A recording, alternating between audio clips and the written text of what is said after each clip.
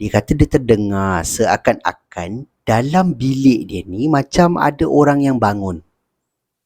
Macam ada pintu terbuka, macam ada bunyi benda bergerak, macam tu. Dekat dinding kat situ, macam ada benda tengah jengah dia. Dengan muka yang menyeramkan.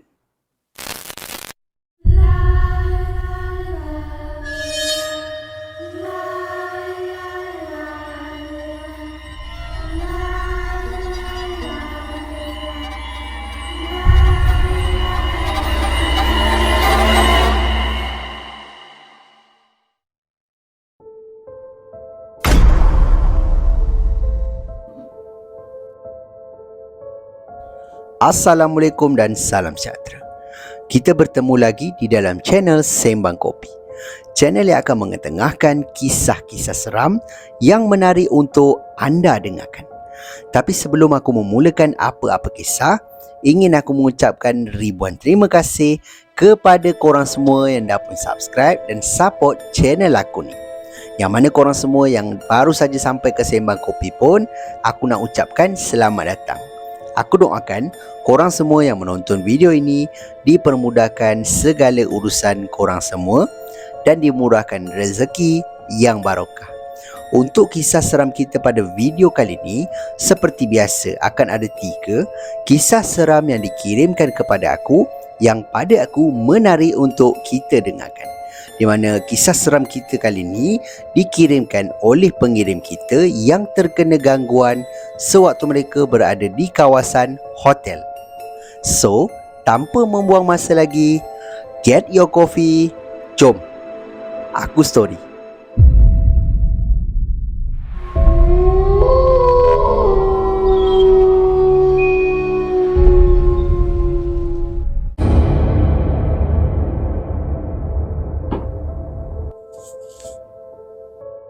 Kisah seram kita yang pertama ini dialami oleh pengirim kita iaitu Encik Budi.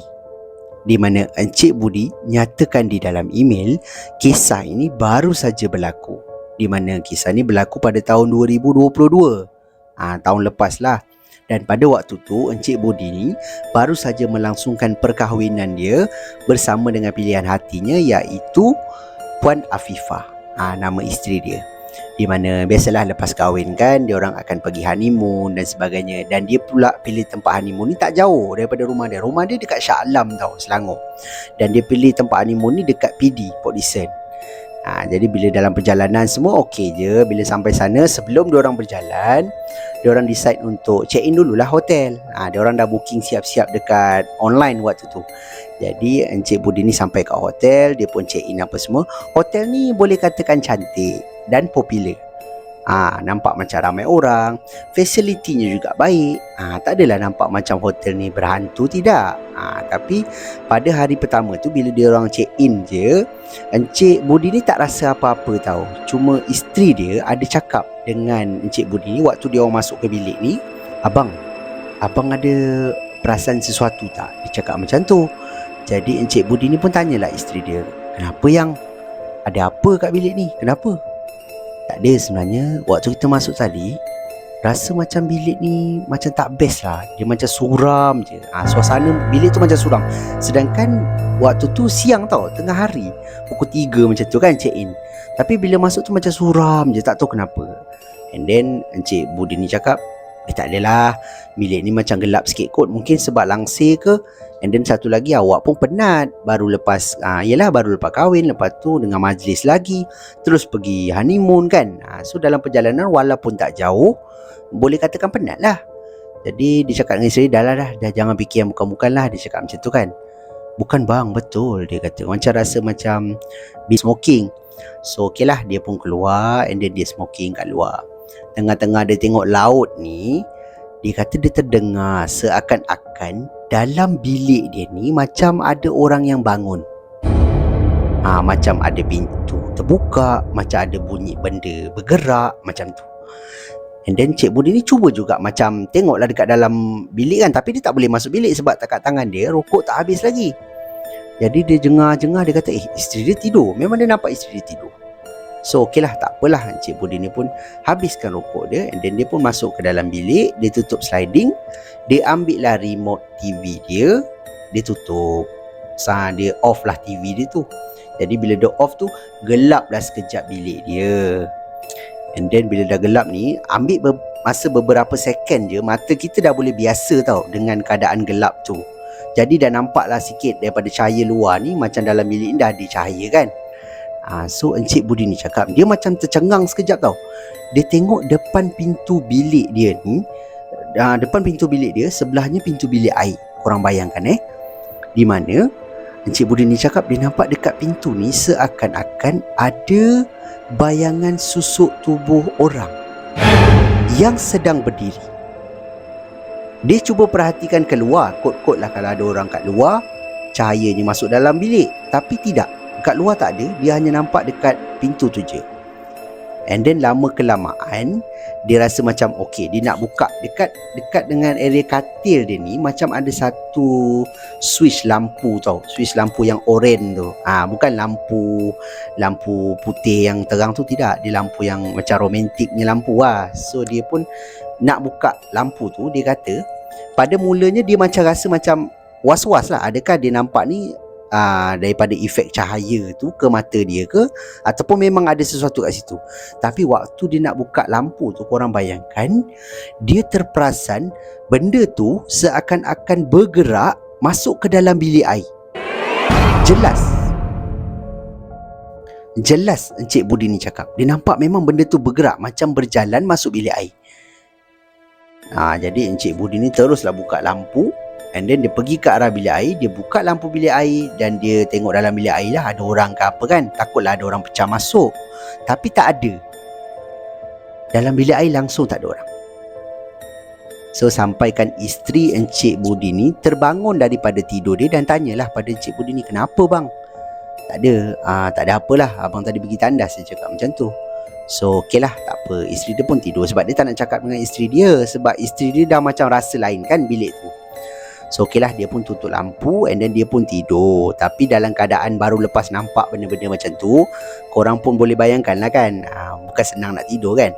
Jadi itu adalah gangguan pertama Encik Budi ni kena sewaktu dia berada di dalam bilik hotel tu. Di mana kisah seram dia yang kedua ni pula dialami oleh isteri dia, iaitu Puan Afifah. Di mana keesokan harinya dia orang pun bangun lah kan, bangun mandi apa semua, sebab dia orang nak turun ke bawah di ruangan kafe untuk makan sarapan pagi. Hotel ni memang ada sediakan makanan sarapan pagi lah. So dia pun turun makan sarapan, selesai semua, dia naik atas bersiap untuk dia keluar. And then dia keluar berjalan apa semua, balik dalam petang tau. Waktu tu petang dah nak masuk maghrib. Jadi bila dia orang balik apa semua, dia orang pun mandilah, decide malam tu untuk rehat dekat bilik je. So sampai je dekat hotel, kebetulan dah pukul 7 lebih tu dah waktu makan malam. Jadi dia pun teruslah pergi ke kafe makan. Dia naik ke bilik dalam pukul 8 lebih macam tu. So bila naik atas apa semua, isteri kepada Encik Budi ni, dia mandi terlebih dahulu. Jadi lepas dia mandi apa semua, dia pun keluar. And then Encik Budi ni pula masuk. Entah macam mana isteri dia ni mungkin agak penat, lepas mandi pula kan, dah segar, dia pun terlelap lah dekat atas katil ni. And then korang bayangkan, dia tersedar daripada tidur dia. Dia ternampak dekat bilik air ni, sebenarnya dia macam ada kaca tau, macam cermin yang boleh nampak dalam bilik air. Tapi dia orang dah cat dengan cat minyak tau. Jadi orang kata macam mana tak nampak lah orang dekat dalam tu. Cuma kalau malam tutup lampu bilik, buka lampu bilik air, ada orang mandi, memang nampak macam ada macam bayang-bayang orang tengah mandi kat dalam. Macam tu. Yang peliknya, Puan Afifah ni bagi tahu suami dia, di mana dia ternampak suami dia mandi betul dekat shower ni. Di belakang suami dia macam ada satu susuk tubuh perempuan yang berdiri. Yang berdiri betul-betul belakang suami dia. Dekat sini Puan Afifah ni dah rasa macam, siapa yang dalam bilik air dengan laki aku? Biasalah kan, baru-baru kahwin pula, lepas tu laki dengan perempuan lain dalam bilik air, dia mestilah terus pergi kat bilik air. And then dia pun ketuk-ketuk pintu bilik air, sampai suami dia pun cakap lah, kejap-kejap tengah mandi, dia cakap macam tu. Lamanya mandi, dah keluar, dia cakap macam tu. And then Encik Budi ni agaknya pelik tau, kenapa isteri dia cakap macam tu. Dia pun pakai tuala, dia tak selesai mandi lagi, dia pun pakai tuala. And then dia buka pintu bilik air. Puan Afifah ni dia terus buka pintu luas-luas, dia tengok dalam bilik air tu tak ada orang. Tak ada orang. Yang ada hanya suami dia, iaitu Encik Budi ni yang sedang mandi. Jadi dia cakap dengan suami dia, "Bang, saya takut lah bang, abang mandilah cepat sikit," dia cakap macam tu. Kalau awak takut, awak teman saya sekejap. Okey, lepas tu dia pun temanlah suami dia kan. Lepas tu lepas settle mandi apa semua, Cik Budi dia pun baring. And then isteri pun baring lah. Tapi isteri dia macam nak cakap sesuatu. Cik Budi ni cakap isteri dia macam nak cakap sesuatu, tapi dia tak nak cakap. Dia kata besok lah. So Encik Budi ni tak puas hati lah, apa yang esoknya nak cakap pasal apa kan. Jadi dia pun ambil keputusan untuk WhatsApp isteri dia, walaupun sebelah-sebelah. Jadi dia tak bercakap lah benda tu. So dia tanyalah isteri dia, kenapa, ada apa, kenapa tiba-tiba masuk bilik air apa semua kan. So isteri dia pun tulis dalam teks tu, dalam WhatsApp tu, yang mana isteri dia nampak ada bayang-bayang macam ada orang yang kedua dalam bilik air tu bersama suami dia.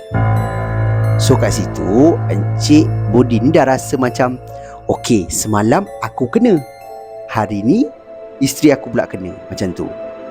So maknanya bilik ni mungkin ada something yang tak kena lah, tapi tak teruk sangat. So Encik Budi ni just okey lah, tak apalah, lagi satu malam je kan. Dia 2 hari, dia 3 hari 2 malam. So esok dah hari nak check out dah. So dia kata okey lah, tak apa. Dia pun baring tidur. And then malam tu sekali lagi isteri dia, iaitu Puan Afifah, kena gangguan lagi. Di mana dia cakap waktu dia bangun, dia ni terbangun tau, dia nak terbuang air kecil. Mungkin banyak minum air kot. Jadi dia pun bangun, pergi ke arah bilik air. And then dia buang air lah. And then sampai dekat sinki, dia nak basuh tangan apa semua kan. Waktu dia basuh tangan ni, dia terperasan tau, daripada anak mata dia ni, dia tengah tengok air ni kat bawah ni, tapi anak mata dia nampak macam ada orang dekat belakang dia. Korang bayangkan, dia nampak macam ada orang dekat belakang dia. Jadi dia terus pandang ke arah cermin. Dia pandang ke arah cermin, tapi tak ada orang. So dia kata mungkinlah ini perasaan dia lah kan. So okey lah, tak apalah. Dia pun basuh tangan cepat-cepat, dia pun keluar, dia pun baring kat sebelah suami dia. Tapi dalam perjalanan dia nak ke katil ni, korang bayangkan, kan aku cakap dia punya dinding tu macam cermin, dinding bilik air ni kan. So cahaya ada masuk tau. Encik ataupun Puan Afifah ni, dia nampak daripada bawah katil dia ni macam ada rambut tau. And then bila Puan Afifah ni pandang ke arah rambut tu masuk bawah katil.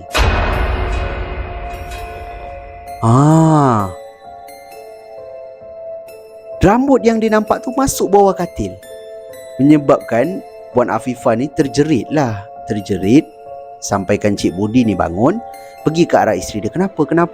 Dia kata, "Bang, saya tak nak tidur kat bilik ni lagi bang." Dia cakap macam tu kan. Bilik ni ada sesuatu. And then Encik Budi kata, "Kenapa, awak kena lagi ke?" "Ya, saya nampak ada rambut dekat bawah katil tadi. Lepas tu rambut tu masuk bawah katil." Katil dia ni bukan ada ruang pun bawah tu. Dia macam dinding katil ni betul-betul sampai dekat bawah lantai. Tapi ada ruang sikit lah. Mungkin kalau boleh masuk pun habuk ataupun sampah kecil-kecil boleh masuk lah. Jadi macam mana ada benda kat bawah tu kan. Jadi Puan Afifah ni dengan suami dia, Encik Budi ni, decide untuk telefon resepsionis, mintalah boleh tak tukar bilik. Tapi tak boleh sebab tinggal satu malam kan.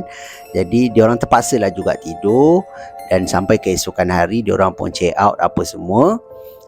Settle lah. Dia pun balik ke rumah dia. Tapi dia balik tu membawa 2 lah. Satu, pengalaman yang orang kata kenangan manis lah sebab honeymoon. Kedua, pengalaman seram. Dan nak dijadikan cerita, Encik Budi dengan Puan Afifah ni, lepas daripada tu dia ada tengok juga website ataupun feedback orang tentang hotel ni. Tapi banyak juga kisah-kisah ataupun feedback daripada orang yang bilik-bilik hotel ni macam ada gangguan. Dan bilik ni pun viral tau. Pernah viral lah. Dia cakap dekat dalam email lah. Aku pun tak tahulah hotel yang mana, nama hotel pun aku tak tahu. Tapi kalau hasil carian aku dekat Google, aku tengok macam ada nampak lah satu hotel, tapi tak tahulah betul ke hotel tu ke ataupun tidak. Tapi memang ada lah hotel dekat area Port Dickson ni yang agak keras lah kan, banyak gangguan. Jadi itulah dua kisah seram yang dikirimkan oleh Encik Budi di dalam email dia ni, di mana satu gangguan yang dihadapi oleh dia sendiri, tapi tak teruk lah, dia just nampak macam bayang-bayang tiba-tiba masuk dalam bilik air. Isteri dia nampak bayang-bayang tu dengan dia dalam bilik air, dan kemudian rambut daripada katil tu, bawah katil ni termasuk bawah katil. Macam ada orang tau dekat bawah katil tu. Jadi pada pendapat korang macam mana? Kisah Encik Budi dengan Puan Afifah ini seram ataupun tidak? Korang boleh tinggalkan pendapat korang di ruangan komen dekat bawah.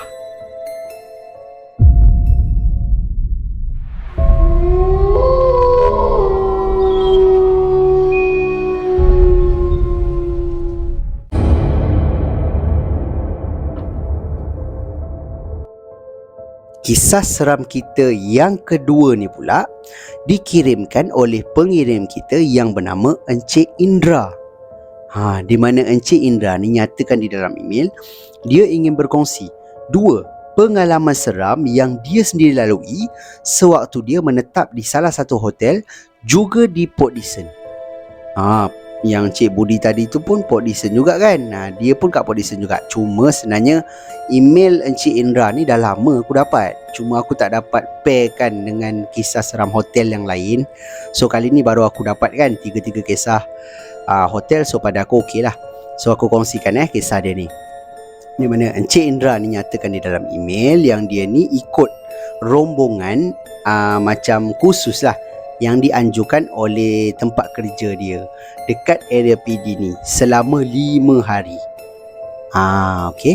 So dia bertolak daripada office dia. Office dia terletak di Terengganu, dan dia ni pula memang dia kerja di sektor kerajaan, dia tulis dalam email. So bila pergi ni memang menaiki bas lah, sebab ramai kan, yang peserta yang ikut tu ramai.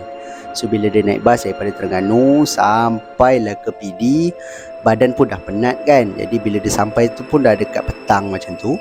Jadi dia check in je, ambil kunci apa semua, masuk bilik, duduk lebih-lebih kurang, and then dia orang pun naik bas balik untuk keluar, pergi makan lah dekat luar. Jadi dia pun keluar dengan kawan-kawan dia. Balik tu sempat mandi je, lepas tu terus tidur.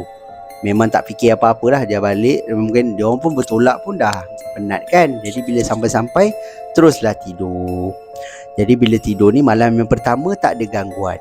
Gangguan bermula pada malam yang kedua dan juga yang ketiga. Di mana hari yang kedua ni pagi tu sepatutnya lah, kalau ikut jadual Encik Indra ni bagi tahu yang pagi tu adalah macam aktiviti dekat pantai, dekat pool macam tu. Tapi nasib tak baik, pagi tu hujan agak lebat dekat area PD ni. Jadi dia tak dapat nak buat lah dia punya aktiviti ni sampailah dalam pukul 1 lebih macam tu. Jadi lepas dia makan tengah hari, dia orang dah hujan pun dah mula dah reda. Dia orang tak boleh nak cancel tau dia orang punya aktiviti ni, sebab dia orang dah susun hari yang ketiga aktiviti apa, hari yang keempat aktiviti apa macam tu. Jadi dia kata dia kena buat juga. Jadi dia pun buat lah, mulakanlah aktiviti dia apa semua. Habis lambat lah sebab dia orang dah mula tengah hari. Jadi habis dalam pukul 6 lebih macam tu. Kawan-kawan Encik Indra ni dah pun naik ke bilik. Dia ni pula nak tengok matahari terbenam. Jadi dia duduk dekat tepi pantai dulu sampailah matahari tu dah mula turun apa semua. Okey, dia pun decide untuk baliklah ke baliklah ke bilik kan. Sampai dekat bilik, bila dia touch je kat dekat dia punya bilik hotel ni ataupun pintu bilik hotel ni, dia terasa macam di belakang dia macam ada sesuatu yang menyentuh dia. Korang bayangkan macam ada tangan macam ni lalu. Korang bayangkan ada tangan lalu dekat belakang badan korang ni. Jadi dia sampai terpusing ke belakang. Dia tengok tapi tak ada orang. Dia rasa memang ada sesuatu sentuh dia daripada belakang. So menyebabkan kawan dia yang berada dalam bilik ni perasan lah Indra ni macam toleh ke belakang kan. So dia tanyalah, Indra, kenapa? Dia kata, so Indra ni pun cakap lah, oh tak ada, macam ada sesuatu Dekat belakang tadi aku ingatkan apa, tak ada apa kot, perasaan aku kot, dia cakap macam tu. So kawan Indra ni marah lah sebab kau dah balik maghrib. Lepas tu cakap benda macam tu, memang yelah kan, cari naas lah. So dia suruh lah Cik Indra ni mandi terus. Cik Indra ni pun mandi apa semua. Malam tu dia tidur, korang bayangkan, bila dia dah start tidur ni, dalam pukul berapa macam tu, dia tersedar tau. Sebab tangan dengan kaki dia tak boleh bergerak, seakan-akan macam dipegang ataupun dihimpap. Macam tu lah, macam badan dia kena himpap kan. Dia tak boleh bergerak, nafas dia susah sangat. Dan bila Encik Indra ni buka mata dia, dia ternampak dekat area pintu ni. Kan kalau hotel, dia pintu ni kan macam ada satu lorong kan. Dia macam pintu ni lorong kecil. Dekat dinding kat situ macam ada benda tengah jengah dia, dengan muka yang menyeramkan. Encik Indra ni cakap dia cuba nak panggil kawan dia yang berada di katil sebelah, tapi tak boleh. Dia macam macam tu, macam nak panggil tapi nafas dia ataupun dada dia rasa macam berat, macam ditekan sesuatu. Bila mata dia terbeliak lah bila tengok benda tu dekat dinding tu. Sebab benda tu macam jengah kan, macam tengok dia macam tu, ngintai dia dengan muka yang menyeramkan. And then sampailah benda tu masuk balik ataupun menyorok balik di sebalik dinding, baru Encik Indra ni boleh terbangun. Dia bangun, kaki dia boleh bergerak semula. Dia pun buka lah lampu, sebab plug kan memang ada dekat tepi katil kan. Aku rasa mana-mana hotel lebih kurang kot. Dia buka plug tu, terus lampu menyala lah. Sampaikan kawan dia tersedar. Kawan dia cakap lah, kenapa kau buka lampu? Tak ada, aku macam kena ganggu lah. Aku nampak macam ada benda dekat pintu. Dia cakap macam tu. So lagi sekali Encik Indra ni kena marah. Sebab apa, tadi dia balik maghrib. So kawan dia kata, tengok, apalah yang ikut kau ni. Aduh, dah lah aku satu bilik dengan kau. Dia cakap macam tu kan. Kena marah. Dah lah kena ganggu, kena marah lagi. Memang nasib tak baik lah Encik Indra ni. So okey lah, lepas tu malam tu dia pun tidur lah. Tapi dia rapatkan katil dia dengan katil kawan dia, sebab dia dah mula takut kan. So kawan dia pun okey lah, asal dia orang boleh tidur. Sebab keesokan harinya ada lagi aktiviti. So sampailah esok tu ada aktiviti lagi, ada seminar apa semua kan. Dia mengantuk, dia kata, Encik Indra ni cakap dia rasa mengantuk sebab dia tak cukup tidur. Jadi malam tu ingatkan tak ada apa-apa. Malam ketiga tu kena ganggu lagi. Di mana pada waktu dia tengah tidur ni, korang bayangkan, dia tengah tidur tau. Waktu ni bukan dia je, kawan dia pun kena. Kawan dia kena dulu. Sebab waktu dia tidur ni, dia terasa dekat kaki dia. Kan kalau orang duduk dekat kita punya tilam, kita dapat rasa tau, macam tilam tu ke bawah, macam tekan sikit kan. Dia rasa sebab dia dah kena ganggu malam sebelum tu. Jadi dia tidur ni agak sensitif tau. Bergerak lah, bunyi benda sikit je dia terbangun. Macam tu, macam trauma lah. Jadi dia terasa kaki dia ni, dekat kaki dia ni macam ada benda tekan. Seolah-olah ada orang duduk dekat katil dia. Dia terbangun lah. Bila dia bangun, dia buka mata dia, korang bayangkan dia ternampak ada satu susuk tubuh warna hitam, macam perempuan lah, rambut panjang, mukanya hitam, berbaju putih, duduk betul-betul dekat ujung katil dia. Waktu tu Encik Indra ni toleh kawan dia pun tutup muka pakai bantal. Sebenarnya kawan dia dah nampak dulu dah, sebelum tu lagi. Cuma kawan dia ni tak kejut Encik Indra ni je lah. Jadi Encik Indra ni pandang, Encik Indra ni tolak-tolak kawan dia terus macam macam tu. Mungkin kawan dia ingat hantu tu kot yang pegang dia. Tapi Encik Indra ni lah yang kejut kan. Kejut. Tapi dia rasa tau dekat kaki dia ni memang ada benda tu duduk. Sampaikan dia kata, weh, azan. Dia kata, kawan dia tu pun azan lah dalam keadaan menggigil kan. Allahu Akbar, Allahu Akbar, Allahu Akbar, Allahu Akbar. Sampai benda tu hilang. Lepas daripada tu, benda tu hilang. Dan keesokan harinya, Encik Indra ni minta lah dengan resepsionis ni untuk tukar bilik. Sebab dia orang dah kena ganggu 2 malam berturut-turut. Di mana malam yang kedua tu Encik Indra kena, malam yang ketiga kawan dia pun kena sekali. So dia orang minta tukar bilik dan pihak hotel bagilah, benarkanlah dia orang pindah bilik. And then selepas daripada tu tak ada apa-apa lagi lah yang berlaku. Cuma 2 malam tu saja gangguan ini berlaku. So, pada pendapat korang macam mana? Kisah Encik Indra ini menyeramkan ataupun tidak? Korang boleh tinggalkan pendapat korang di ruangan komen dekat bawah. Jadi itu sajalah kisah seram kita untuk video kita pada kali ini. So, pada pendapat korang macam mana? Dalam banyak-banyak kisah yang dikirimkan oleh dua pengirim kita ni, mana satu kisah yang paling menyeramkan? Korang boleh tinggalkan pendapat korang di ruangan komen dekat bawah. Dan yang mana korang semua yang ada kisah-kisah seram yang korang sudi berkongsi dengan aku, korang bolehlah kirimkan ke alamat email Sembang Kopi ataupun Telegram Sembang Kopi, di mana alamat email dan juga link Telegram aku ada tinggalkan siap-siap di ruangan description dekat bawah. Dan di kesempatan ni aku nak ucapkan terima kasih kepada korang semua yang memilih Sembang Kopi sebagai salah satu platform untuk korang dengarkan kisah-kisah seram, dan yang mana tonton video aku daripada mula sampailah ke hujung ni pun aku nak ucapkan ribuan terima kasih, kerana ini salah satu cara korang tunjukkan support korang kepada aku untuk aku terus buat video dan menyajikan kisah-kisah seram yang menarik untuk anda dengarkan.